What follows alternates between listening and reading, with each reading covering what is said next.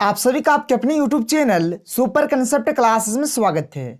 और आज की इस वीडियो में हम लोग क्लास 11th भूगोल के मॉडल सेट 2 के कंप्लीट सॉल्यूशन को देखने वाले हैं। और इससे पहले मैंने आपको मॉडल सेट 1 का कंप्लीट सॉल्यूशन बता दिया है। अगर आपने उस वीडियो को नहीं देखा तो सबसे पहले आप उस वीडियो को देख लीजिए। और देखिए जैक बोर्ड का जितना भी मॉडल सेट आया हुआ है, चाहे क्लास 9th का हो, 10th का हो, 11th का हो या फिर 12th का हो, अगर आप कंप्लीट सॉल्यूशन चाहते हैं तो आप इस वीडियो के डिस्क्रिप्शन बॉक्स पे चले जाइए। वहां पर आपको कंप्लीट प्लेलिस्ट का लिंक मिल जाएगा और आप हर एक वीडियो को अच्छे तरीके से देख सकते हैं। तो देखिए ये जो हमारा क्लास 11th के जो भूगोल है, इसमें कुल मिलाकर 40 क्वेश्चंस पूछे जाएंगे जो कि आपका 40 नंबर का होने वाला है। और अगर बात करें टाइम का तो यहाँ पर कुल मिलाकर आपको 1 घंटा 30 मिनट यानी कि 1.5 घंटा का समय दिया जाएगा। तो चलिए एक एक करके हम लोग हर एक क्वेश्चन को देखते हैं। तो देखिए हमारे पास जो पहला क्वेश्चन है क्या है कि बिग बैंग सिद्धांत का प्रतिपादन किसने किया था। और यहाँ पर 4 ऑप्शन दिया गया है और इसका जो सही आंसर हो जाएगा ऑप्शन नंबर घ, यानी कि एडविन हब्बल ने। ये जो आपका बिग बैंग सिद्धांत है, बैंग बैंग नहीं, बैंग बैंग आपका एक मूवी है ऋतिक रोशन का, उसका जिक्र नहीं हो रहा है। यहाँ पर क्या है, बिग बैंग। तो ये जो सिद्धांत है, इस सिद्धांत का प्रतिपादन किन्होंने किया था, तो एडविन हब्बल ने किया था, याद रखिएगा। जो अगला क्वेश्चन है ना, ये भी हमारा बिग बैंग पर ही बेस्ड है। क्या देखिए क्वेश्चन नंबर 2 कि बिग बैंग सिद्धांत के अनुसार ब्रह्मांड की उत्पत्ति आज से लगभग कितने वर्ष पूर्व हुई है। यहां पर 4 ऑप्शन है और इसका जो सही आंसर हो जाएगा ऑप्शन नंबर क, यानी कि 13.7 अरब वर्ष पूर्व। ठीक है, इसका सही आंसर हो जाएगा ऑप्शन नंबर क हो जाएगा, याद रखिएगा। आगे देखिए अगला क्वेश्चन क्या है, क्वेश्चन नंबर 3, जो कि बहुत ही अच्छा क्वेश्चन है। और देखिए एक्चुअली में भूगोल में आपको जो क्वेश्चंस मिलेंगे ना, अधिकतर जीके के क्वेश्चंस मिलेंगे। ठीक है, क्वेश्चन नंबर 3 क्या है कि पृथ्वी से सूर्य की औसत दूरी कितनी है। पृथ्वी से, ये जो आपका पृथ्वी हो गया या आपका सूर्य हो गया, तो इन दोनों के बीच का जो एवरेज डिस्टेंस है यानी कि औसत दूरी है, ये कितना है आपको बताना है। तो इसका जो सही आंसर हो जाएगा क्या हो जाएगा, देखिए ऑप्शन नंबर ग, यानी कि 14.96। ठीक है, क्या है 14.96 करोड़ किलोमीटर। इसको एक्चुअल में हम लोग ऐसे भी बोल सकते हैं, क्या बोल सकते हैं इसको, हम लोग बोलेंगे 14 करोड़, क्या बोलेंगे 14 करोड़ और 96 लाख, 14 करोड़ 96 लाख क्या है किलोमीटर।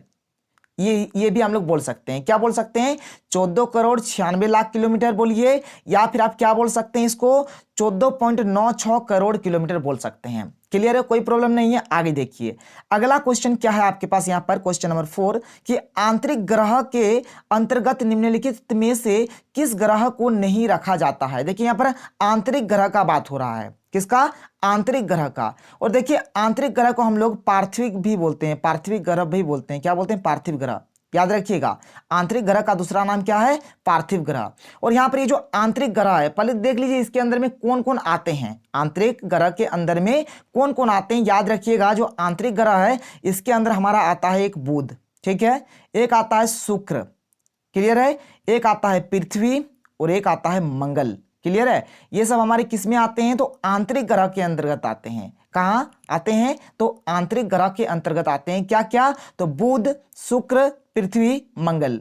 और जो बाह्य ग्रह के कैटेगरी में आते हैं, क्या क्या आते हैं, एक आता है हमारा शनि, एक आता है बृहस्पति, एक आता है यूरेनस और एक आता है नेपच्यून। याद रखिएगा ये जो आपका बुध, शुक्र, पृथ्वी, मंगल है, ये क्या है आपका, ये आपका है आंतरिक ग्रह। क्या है, आंतरिक ग्रह, जिसको हम लोग पार्थिव ग्रह भी बोल सकते हैं। क्लियर है, कोई दिक्कत नहीं है। तो यहां पर जो क्वेश्चन दिया गया है, क्या है क्वेश्चन कि आंतरिक ग्रह के अंतर्गत निम्नलिखित में से किस ग्रह को नहीं रखा जाता है। यहां पर बोला जा रहा है कि कौन वाला आपका आंतरिक ग्रह नहीं होगा। तो मैंने आपको क्या बताया कि जो आपका बुध है, शुक्र है, पृथ्वी है, मंगल है, आपका आंतरिक है। तो यहां पर देखिए ये जो आपका बुध, शुक्र, पृथ्वी, मंगल, तो बुध, शुक्र, पृथ्वी, मंगल, ये सब के सब आपके क्या है, आंतरिक है। तो ये सब तो यहां पर आंसर होने वाला है नहीं। तो यहां पर जो सही आंसर हो जाएगा क्या हो जाएगा, ऑप्शन नंबर घ हो जाएगा, शनि। क्योंकि शनि है जो आपका वो क्या है, बाह्य ग्रह के कैटेगरी में आता है, बाह्य ग्रह के अंतर्गत आते हैं। बात क्लियर है। और ये जो आपका एक आपका बुध हो गया, एक आपका शुक्र हो गया, एक आपका पृथ्वी हो गया, एक आपका मंगल हो गया, ये सब क्या हो जाएंगे आपके आंतरिक ग्रह, या फिर इसे हम लोग क्या बोल सकते हैं, पार्थिव ग्रह भी बोल सकते हैं। क्या बोल सकते हैं, पार्थिव ग्रह, क्या बोलेंगे इसको, पार्थिव ग्रह भी बोलेंगे। क्लियर है, कोई प्रॉब्लम नहीं है। आगे देखिए अगला क्वेश्चन देखिए, क्वेश्चन नंबर 5 क्या है, क्या है कि निम्नलिखित में से किस युग को डायनासोर का युग कहा जाता है। देखिए डायनासोर का युग हम लोग किस युग को बोलते हैं, तो इसका जो सही आंसर हो जाएगा ऑप्शन नंबर ग, यानी कि जुरासिक। क्या हो जाएगा, जुरासिक हो जाएगा। तो देखिए क्वेश्चन नंबर 6 क्या है कि पृथ्वी पर जीवन का प्रारंभ आज से लगभग कितना वर्ष पहले हुआ था। देखिए आज से अगर बात करें तो कितने वर्ष पहले मतलब पृथ्वी पर जीवन का प्रारंभ हो गया था, मतलब पृथ्वी पर जीवन था। तो इसका जो सही आंसर हो जाएगा, देखिए बहुत ही अच्छा क्वेश्चन है 6 नंबर, और यहाँ पर देखिए 4 ऑप्शन दिया गया है और इसका जो सही आंसर हो जाएगा ऑप्शन नंबर ग होगा, यानी कि 3 अरब 80 करोड़ वर्ष पूर्व। क्लियर है, 3 अरब 80 करोड़ वर्ष पहले से ही पृथ्वी पर ये जो जीवन है, जीवन स्टार्टिंग हो गया था। क्लियर है, कोई प्रॉब्लम नहीं है। आगे बढ़ते हैं, अगला क्वेश्चन देखिए, क्वेश्चन नंबर 7 क्या है हमारे पास। क्वेश्चन नंबर 7 क्या है कि निम्नलिखित में कौन सी गैस सौर विकिरण के लिए पारदर्शी है जबकि पार्थिव विकिरण के लिए अपारदर्शी है। तो इसका जो सही आंसर हो जाएगा क्या हो जाएगा, ऑप्शन नंबर घ हो जाएगा, यानी कि कार्बन डाइऑक्साइड, जिसको हम लोग बोलते हैं CO2। क्लियर है, इसको हम लोग क्या बोलते हैं, CO2 यानी कि कार्बन डाइऑक्साइड। आगे देखिए अगला क्वेश्चन क्या है, क्वेश्चन नंबर 8। यहां पर देखिए कि मानव के लिए वायुमंडल का सबसे महत्वपूर्ण घटक निम्नलिखित में से कौन है। ठीक है, यहां पर आपको बताना है कि जो हमारा वायुमंडल है, वायुमंडल का सबसे महत्वपूर्ण घटक क्या है। तो इसका सही आंसर हो जाएगा ऑप्शन नंबर क, यानी कि जलवाष्प हो जाएगा। क्लियर है, इसका सही क्या हो जाएगा, जलवाष्प हो जाएगा। 8 का सही आंसर होगा ऑप्शन नंबर क।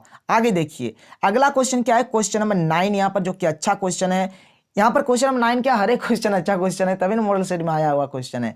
आगे देखिए क्या है, यहाँ पर क्वेश्चन क्या है, क्वेश्चन नंबर 9 कि निम्नलिखित में से कौन वायु की उस दशा को दर्शाता है जिसमें वायु में नमी उसकी पूरी क्षमता के अनुरूप होती है। तो इसका जो सही आंसर हो जाएगा ऑप्शन नंबर घ, यानी कि संतृप्त आर्द्रता बोलिए। ठीक है, यहाँ पर क्या हो जाएगा, संतृप्त आर्द्रता। क्लियर है, कोई दिक्कत नहीं है। तो क्वेश्चन नंबर 9 का जो सही आंसर हो जाएगा ऑप्शन नंबर घ, यानी कि संतृप्त आर्द्रता। आगे देखिए क्वेश्चन नंबर 10 क्या है कि पृथ्वी के लगभग 50% वनस्पति प्रजातियां किस प्रकार के वन में पाई जाती है। तो देखिए वैसे वन जहां पर वर्षा अधिक से अधिक मात्रा में होगा वहीं पर क्या होते हैं, 50% वनस्पति प्रजातियां वैसे वन में पाए जाते हैं। तो देखिए यहां पर ये जो ऑप्शन नंबर ग है क्या है कि उष्णकटिबंधीय वर्षा वन। ठीक है, वर्षा वन है, तो इसका सही आंसर हो जाएगा ऑप्शन नंबर ग। यहां पर 50% वनस्पति प्रजातियां पाई जाती है। आगे देखिए क्वेश्चन नंबर 11 क्या है, यहां पर कि जो हमारा संकटापन्न पौधों और जीवों की प्रजातियों तथा उनके संरक्षण के लिए रेड डाटा सूची किसके द्वारा जारी किया जाता है। ठीक है, तो जो रेड डाटा सूची है किसके द्वारा जारी किया जाता है। देखिए यहाँ पर 4 ऑप्शन है, लेकिन यहाँ पर चारों में से एक भी ऑप्शन आपका सही नहीं है, क्योंकि इसका जो सही आंसर हो जाएगा आपका क्या हो जाएगा, IUCN हो जाएगा। क्या हो जाएगा, IUCN हो जाएगा। ठीक है, जिसको हम लोग बोलते हैं, क्या बोलते हैं इसको, हम लोग बोलते हैं अंतर्राष्ट्रीय क्या बोलते हैं, अंतर्राष्ट्रीय प्रकृति संरक्षण संघ। ठीक है, संरक्षण संघ बोलते हैं, संरक्षण संघ। क्लियर है, तो कौन करता है, IUCN करता है। ठीक है, संघ। ठीक है, IUCN करता है, जिसको हम लोग क्या बोलते हैं, अंतर्राष्ट्रीय प्रकृति संरक्षण संघ। और देखिए यहाँ पर जो 4 ऑप्शन दिया गया है ना, एक भी ऑप्शन आपका उस तरह का नहीं है, आप जैसे देख सकते हैं यहाँ पर। ठीक है, तो इसका सही आंसर हो जाएगा आपका IUCN। क्या हो जाएगा, IUCN, जिसको हम लोग बोलेंगे अंतर्राष्ट्रीय प्रकृति संरक्षण संघ। और यहाँ पर ऐसा ऑप्शन एक भी आपका नहीं है। देखिए ये क्या है, ये संयुक्त राष्ट्र संघ है। ठीक है, ये आपका क्या है, यूनेस्को है, ये आपका अंतर्राष्ट्रीय श्रम संगठन है, ये आपका अंतर्राष्ट्रीय स्वास्थ्य संगठन है। तो ऐसा तो नहीं रहा ना, अंतर्राष्ट्रीय प्रकृति संरक्षण संघ कहाँ है आपका, नहीं है। तो यहाँ पर एक भी ऑप्शन आपका नहीं दिया हुआ है। ठीक है, आगे देखिए क्वेश्चन नंबर 12 क्या है कि जैव विविधता का संरक्षण निम्नलिखित में से किसके लिए सर्वाधिक महत्वपूर्ण है। ठीक है, जैव मतलब क्या होता है, जीवन, और ये जो जैव विविधता है उसका जो संरक्षण है किसके लिए मतलब महत्वपूर्ण है, जंतु के लिए, पौधों के लिए, या फिर क और ख दोनों के लिए, या फिर इनमें से कोई नहीं। देखिए जंतु भी होना चाहिए, पौधे भी होना चाहिए। तो यहाँ पर जो सही आंसर हो जाएगा ऑप्शन नंबर ग, यानी कि क एवं ख दोनों, यानी कि जंतु और पौधे दोनों। क्लियर है, आगे देखिए क्वेश्चन नंबर 13 क्या है। क्वेश्चन नंबर 13 देखिए क्या है, यहाँ पर मैं थोड़ा सा जूम कर देता हूँ, आप अच्छे तरीके से देखिए। क्वेश्चन नंबर 13 क्या है कि 1992 ईस्वी में पृथ्वी सम्मेलन का आयोजन किस देश में हुआ था। ठीक है, जो पृथ्वी सम्मेलन हुआ था कहाँ हुआ था, तो ब्राजील में हुआ था। कहाँ हुआ था, ब्राजील में हुआ था, याद रखिएगा। क्वेश्चन नंबर 13 का सही आंसर हो जाएगा ऑप्शन नंबर ख हो जाएगा। आगे देखिए अगला क्वेश्चन क्या है हमारे पास। क्वेश्चन नंबर 14 क्या है, देखिए यहाँ पर क्वेश्चन नंबर 14 है कि भूगोल धरातल के विभिन्न भागों में कारणात्मक रूप से संबंधित तथ्यों में भिन्नता का अध्ययन करता है, यह कथन किनका है। ठीक है, 4 ऑप्शन दिया गया है, आपको बताना है कि ये जो कथन है किनका है। तो ये जो क्वेश्चन नंबर 14 है इसका सही आंसर हो जाएगा ऑप्शन नंबर ख, यानी कि अल्फ्रेड हेटनर। क्या हो जाएगा? अल्फ्रेड हेटनर। ये जो कथन है किन्होंने दिया था? अल्फ्रेड हेटनर ने दिया था। आगे देखिए अगला क्वेश्चन आपका क्या है, क्वेश्चन नंबर 15। ठीक है, क्वेश्चन नंबर 15 क्या है कि निम्नलिखित में से किसे भौतिक लक्षण कहा जा सकता है। तो ये जो मैदान है ना आपका मैदान, इसे हम लोग क्या बोलेंगे? भौतिक लक्षण बोलेंगे। क्लियर है? आगे देखिए अगला क्वेश्चन क्या है, क्वेश्चन नंबर 16 कि पृथ्वी की उत्पत्ति से संबंधित निहारिका परिकल्पना किसके द्वारा दिया गया है। तो यहां पर देखिए इसका जो सही आंसर हो जाएगा ऑप्शन नंबर का हो जाएगा, यानी कि लाप्लास। क्या हो जाएगा? लाप्लास हो जाएगा। आगे देखिए अगला क्वेश्चन क्या है, क्वेश्चन नंबर 17, जो कि बहुत ही अच्छा क्वेश्चन है और ये क्वेश्चन मैंने मॉडल सेट 1 में भी आपको बताया था। क्या है क्वेश्चन कि खगोलीय दूरी मापने की इकाई निम्नलिखित में से कौन है।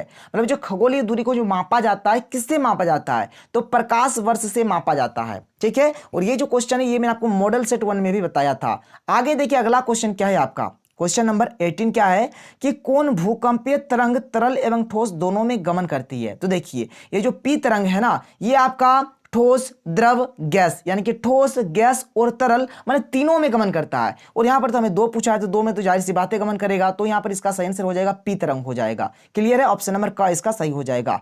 आगे देखिए क्वेश्चन नंबर 19 क्या है कि निम्नलिखित में कौन जोवियन ग्रह का उदाहरण है। देखिए यहां पर कंफ्यूज करने के लिए दे दिया गया है। एक्चुअल में ये जो है ना जोवियन, इसका माने होता है बाह्य। इसका माने क्या होता है? बाह्य ग्रह।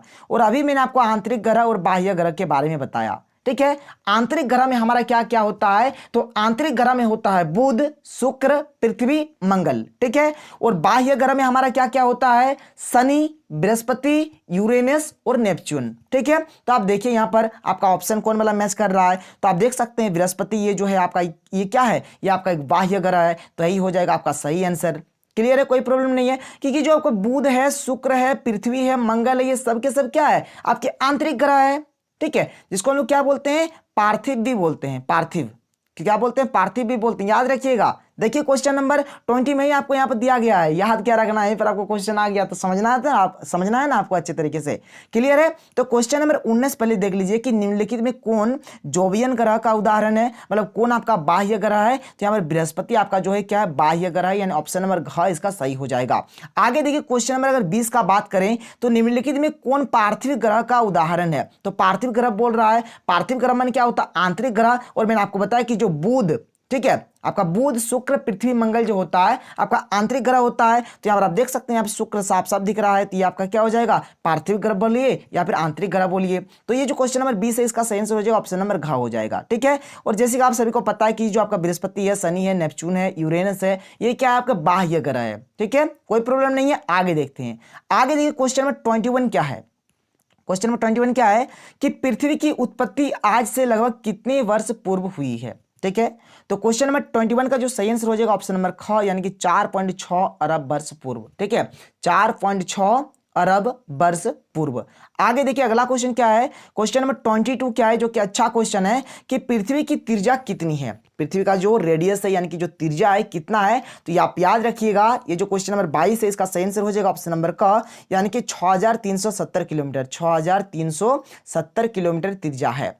क्लियर है? कोई प्रॉब्लम नहीं है। आगे देखिए आगे क्या है आपका क्वेश्चन नंबर 23 कि भूकंप की तीव्रता किस स्केल पर मापी जाती है। बहुत ही अच्छा क्वेश्चन है, किस पर मापी जाती है। तो ये जो यहाँ पर क्वेश्चन नंबर 23 है इसका सही आंसर हो जाएगा ऑप्शन नंबर ग, यानी कि रिक्टर स्केल। ठीक है, रिक्टर स्केल बोलिए या फिर रिक्टर पैमाना बोलिए। ठीक है, रिक्टर स्केल बोलिए या फिर रिक्टर पैमाना बोलिए, इसी से क्या होता है? भूकंप की तीव्रता मापी जाती है। क्लियर है? कोई प्रॉब्लम नहीं है। रिक्टर स्केल ऑप्शन नंबर ग इसका सही हो जाएगा। आगे देखिए अगला क्वेश्चन क्या है, क्वेश्चन नंबर 24 यहां पर क्या है आपके पास।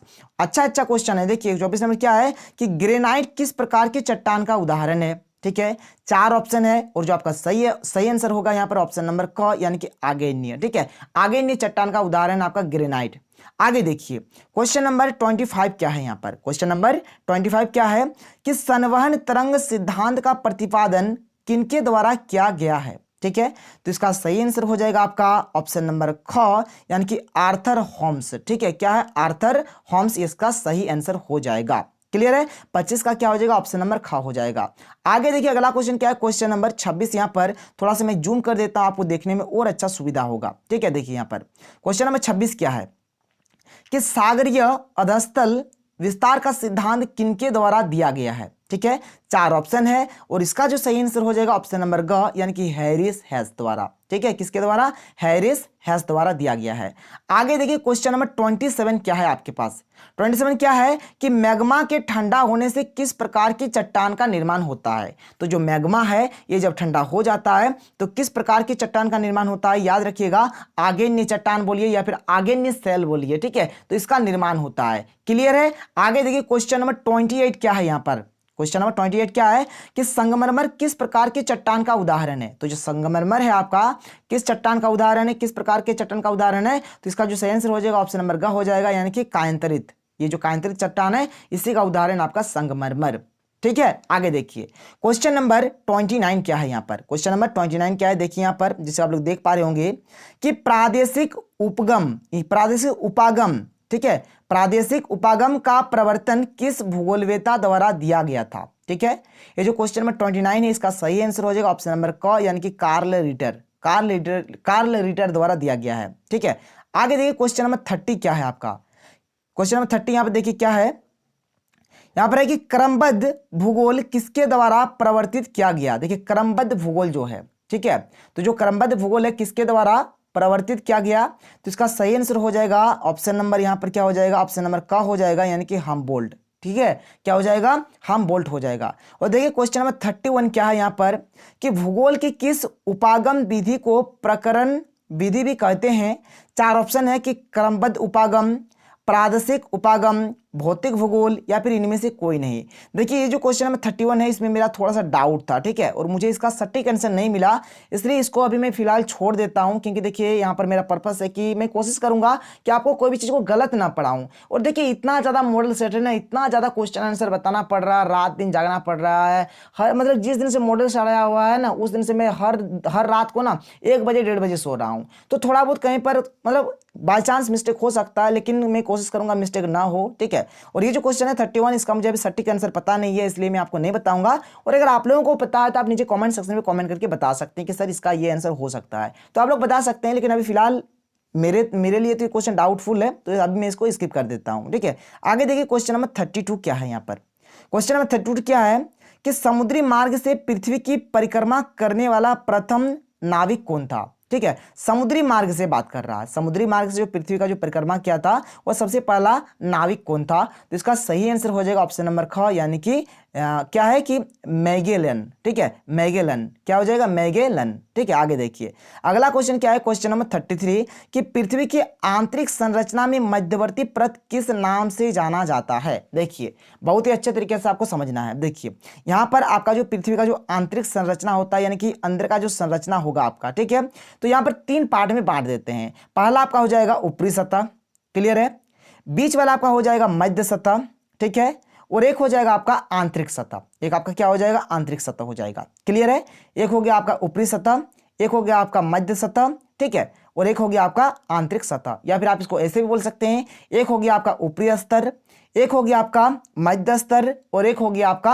आंतरिक स्तर। या फिर आप इसको ऐसे भी बोल सकते हैं, एक हो गया आपका ऊपरी परत, एक हो गया आपका मध्य परत, और एक हो गया आपका आंतरिक परत। तो देखिए यहां पर आपको अच्छे तरीके से समझना है, क्या समझना है, ये जो आपका ऊपर वाला ये जो परत है इसको हम लोग बोलते हैं भूपर पट्टी। क्या बोलते हैं इसको हम लोग, भूपर पट्टी बोलते हैं। याद रखिएगा कभी भी अगर ऊपरी परत या फिर ऊपरी सतह का बात किया जाएगा तो इसको हम लोग क्या बोलेंगे, भूपर पट्टी बोलेंगे। ये जो आपका ये जो बीच वाला है ना, ये जो मध्य वाला स्तर यानी कि ये जो मध्य वाला परत है इसको हम लोग क्या बोलते हैं, इसको हम लोग बोलते हैं मेंटल। क्या बोलते हैं, मेंटल बोलते हैं। ठीक है, और ये जो आपका ये जो है ना आपका आंतरिक वाला जो स्तर है इसको हम लोग क्या बोलेंगे, क्रोड बोलेंगे। क्या बोलेंगे, क्रोड बोलेंगे। तो देखिए ये चीज को आप याद रखिएगा। बात समझ में आया। अगर आपको ऊपरी परत पूछा जाएगा तो आपको बोलना है भूपर पट्टी, अगर आपको मध्य वाला पूछा जाएगा तो बोलना है आपको मेंटल, और अगर आपको आंतरिक स्तर पूछा जाएगा तो आपको बोलना है क्या होगा, क्रोड होगा। ठीक है, तो यहाँ पर देखिए पूछा क्या गया है, यहाँ पर पूछा गया कि मध्यवर्ती परत यानी कि बीच वाला आपका क्या होगा। तो मध्यवर्ती वाला क्या होता है, मेंटल होता है, ऊपर वाला आपका भूपर पट्टी होता है, और आंतरिक स्तर आपका क्या होता है, क्रोड होता है। क्लियर है। तो क्वेश्चन नंबर 33 का सही आंसर क्या हो जाएगा, ऑप्शन नंबर का हो जाएगा। बहुत ही सिंपल क्वेश्चन है जैसे आप लोग देख पा रहे होंगे। आगे देखिए क्वेश्चन नंबर 34 क्या है यहाँ पर। ठीक है, 34 देख लीजिए क्या है, इसको मैं थोड़ा सा जूम आउट कर देता हूं। ठीक है, ये सही है। ठीक है, तो देखिए क्वेश्चन नंबर 34 क्या है कि भू संचलन किससे उत्पन्न होता है। तो जो भू संचलन है किससे उत्पन्न होता है, इसका सही आंसर हो जाएगा ऑप्शन नंबर घ, यानी कि पृथ्वी की आंतरिक शक्तियों से। ठीक है, तो देखिए क्वेश्चन नंबर 35 क्या है कि ज्वालामुखी और भूकंप किस प्रकार की क्रियाएं हैं। और यहां पर ये जो क्वेश्चन है इसका सही आंसर हो जाएगा आपका ऑप्शन नंबर ख, यानी कि आकस्मिक। ठीक है, जिसको हम लोग बोलते हैं, देखिए जो आपका ज्वालामुखी भूकंप होता है ये तो आपका अचानक ही आ जाता है ना। तो देखिए ये जो क्वेश्चन नंबर 35 है इसको आप लोग थोड़ा सा एक बार रीचेक कर लीजिएगा। जहां तक मुझे उम्मीद है कि इसका आंसर ख ही होगा, लेकिन फिर भी आप लोग एक बार देख लीजिएगा। अगर मैं इस क्वेश्चन को थोड़ा सा समझाऊं तो आप लोग यहाँ पर मैं आपको थोड़ा सा समझा देता हूँ। देखिए एक्चुअल में ये जो ज्वालामुखी और ये जो भूकंप होता है कभी भी धीमी गति से नहीं आएगी, कभी भी धीमी गति से, कभी भी स्लोली स्लोली आएगा क्या, नहीं आएगा। जब भी आएगा ना अपने साथ सबको ले चलेगा, सबको अपने साथ ले चलेगा, चलो बेटा चलो साथ में। ठीक है, तो ये धीमी गति में तो कभी आएगा नहीं, तो ये तो आपका आंसर होगा नहीं। ठीक है, ये तो यहां से ही खत्म हो गया। अगर बात करें मौसमी, तो आप बताइए क्या ज्वालामुखी और भूकंप का कोई मौसम होता है क्या, कभी मतलब बरसात के दिन में आएगा या फिर ठंडा दिन में आएगा, गर्मी के दिन में आएगा। तो ये भी चीज तो मुझे जहां तक उम्मीद लग रहा है कि ये भी आपका नहीं होगा। और अगर बात करें वायुदाब से उत्पन्न होने वाली, तो देखिए वायुदाब से जो आपका उत्पन्न होता है ना चक्रवात होता है। क्या होता है, चक्रवात होता है। वायुदाब से क्या होता है, चक्रवात होता है। हाँ, अगर यहाँ पर चक्रवात का बात रहता है तो बोलते हैं कि ये जो ऑप्शन नंबर ख ये आपका सही हो जाता है। तो यहाँ पर मुझे जहां तक उम्मीद लग रहा है कि ये जो आपका ऑप्शन नंबर ख है यानी कि आकस्मिक आपका सही होगा। ठीक है, यानी कि ये अचानक आते हैं ना, किन्हीं को तो पता भी नहीं चलता कि ज्वालामुखी भूकंप आ गया। तो यहाँ पर लेकिन फिर भी आप लोग क्वेश्चन नंबर 35 को थोड़ा सा एक बार आप लोग अपने तरफ से देख लीजिएगा। ठीक है, आगे देखिए अगला क्वेश्चन क्या है, क्वेश्चन नंबर 36। और ये जो क्वेश्चन नंबर 36 है ना, ये आपका मॉडल सेट 1 में भी दिया हुआ था। क्या है कि वायुमंडल में सर्वाधिक मात्रा में कौन सी गैस पाई जाती है। मैंने आपको बताया था, अगर आपने मॉडल सेट 1 देखा है तो नाइट्रोजन यानी कि N2 कितना प्रतिशत पाया जाता है, तो 78.09%। ठीक है, आप ऐसे भी बोल सकते हैं मोटा मोटी 78% पाया जाता है। क्लियर है, कोई प्रॉब्लम नहीं है। आगे देखिए अगला क्वेश्चन क्या है, क्वेश्चन नंबर 37। और ये जो क्वेश्चन 37 है ये भी आपको पूछा गया है मॉडल सेट 1 में। क्या है कि सभी प्रकार की मौसमी घटनाएं वायुमंडल की किस परत में घटित होती है। तो आपको पता होगा, अगर आपने मॉडल सेट 1 देखा होगा तो इसका सही आंसर हो जाएगा ऑप्शन नंबर ग, यानी कि क्षोभ मंडल। क्लियर है, आगे देखिए अगला क्वेश्चन क्या है, क्वेश्चन नंबर 38 कि निम्नलिखित में से कौन वर्षण के अंतर्गत शामिल नहीं किया जाता है। ठीक है, वर्षण यानी कि वर्षा, तो वर्षा के अंतर्गत किन्हें शामिल नहीं किया जाएगा। तो देखिए यहाँ पर अगर बात करें वर्षा, अब वर्षा हो रहा है तो वर्षा में तो वर्षा को शामिल करवे करेंगे, क्योंकि वर्षण और वर्षा का मतलब ही एक ही होता है। तो वर्षा तो शामिल होगा, ये तो इसमें तो कोई प्रॉब्लम नहीं है। अगर बात करें ओला, ओला भी होगा। ठीक है, ओला भी आपका हो जाएगा, जिसको हम लोग बर्फ बोलते हैं। ठीक है, तो ये भी आपका हो ही जाएगा। क्या है, तुषारपात, मतलब बहुत ही अधिक मात्रा में बर्फ गिरना, इसको हम लोग क्या बोलते हैं, तुषारपात।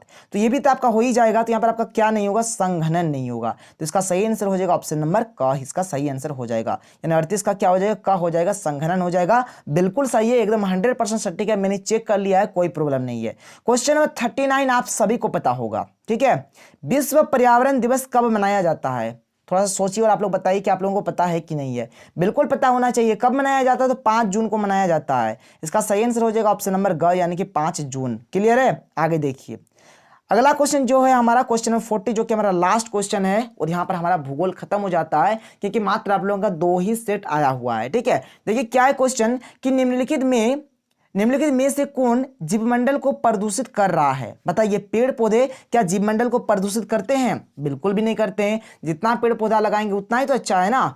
कृषि विकास, अगर कृषि में विकास होगा तो क्या बताइए जीवमंडल को प्रदूषित करेगा, बिल्कुल नहीं करेगा।